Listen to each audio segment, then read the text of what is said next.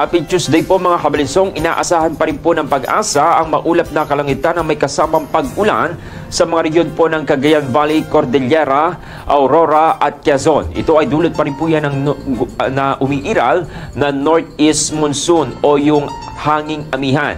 Ayon po yan mismo sa weather forecast ng Pag-asa ngayong araw po ng Martes. Samantala, ang mga lugar naman po sa Surigao del Sur, Davao Oriental at Davao de Oro ay makakaranas naman po yan ng mga kalat-kalat na mga pag-ulan, dulot pa rin po yan ng easterlies. Samantala, sa bahagi naman po ng Metro Manila, Ilocos Region, pati na rin po sa iba pang bahagi ng Central Luzon at Calabarzon ay nakatakdang maranasan naman po ang bahagyang maulap na kalangitan at pabugso-bugsong ulan na dala pa rin po yan ng northeast monsoon.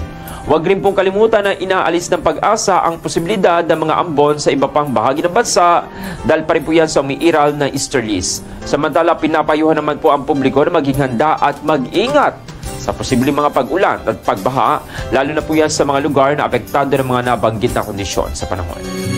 Good morning.